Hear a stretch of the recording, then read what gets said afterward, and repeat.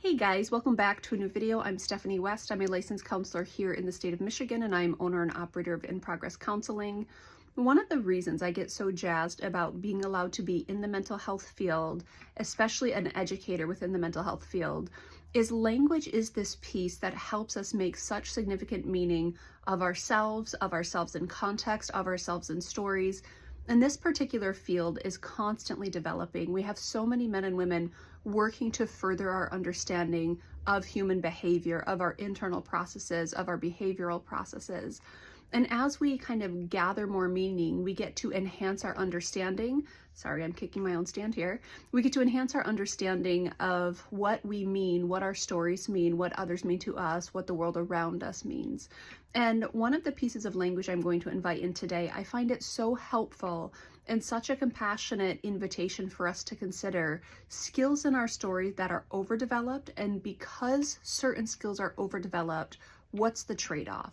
What skills are less developed than we might need them to be?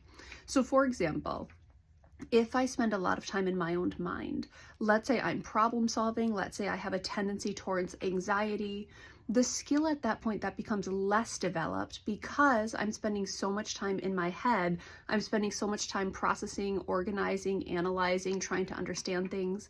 I'm spending less time in the present moment. Anxiety is going to be something that takes me out of the present, which means I'm not practicing as many skills of staying in the present. And so if I have an underdeveloped ability to stay in the present, that becomes something that I can now attend to. I can focus on, I can work on enhancing my understanding and enhancing my abilities if I've shifted somehow and decided that, hey, maybe I'd like to stay more present. Let's say I have an overdeveloped sense of defensiveness. Now, maybe it's a defense mechanism where I grew up in a system where my voice wasn't heard, or I grew up in a highly critical system. That defensiveness has served a function, it served a purpose, but because that might be my more typical expression of engagement, perhaps openness or softness or perhaps patience is underdeveloped.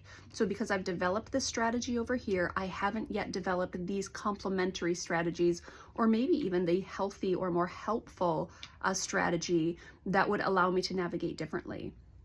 When we turn things into skill-based language, I have an overdeveloped ability to get angry, which means I have an underdeveloped practice of being patient, open, more flexible. We can start to put those into processes where we start to grow the underdeveloped skills until they are more readily available to us. And clients often really benefit from us slowing things down enough, looking at what's overdeveloped, wondering if it's still serving its purpose, or if there might be another way to get our point across or to achieve the goals that we want, by taking an overdeveloped skill, giving it permission to be replaced by a not yet developed or an emerging skill. And this is a brilliant way to equip someone to confront a lot of psychological distress, like anxiety, like depression, like disconnection, overwhelm. When we put it into the framework of some things are overdeveloped in our stories, and there's typically a reason why, and there are things that are still emerging or underdeveloped or not yet developed in our stories. But once we frame it that way, then we can put together a growth plan. So that's our invitation today. If you're noticing something is overdeveloped for you, let's say there is a propensity to soothe yourself through food. Okay, what's not yet developed in your story? Perhaps we haven't yet developed the ability to delay gratification, or to tolerate distress, or to journal about, hey, what are these big feelings that I might be using food to cover?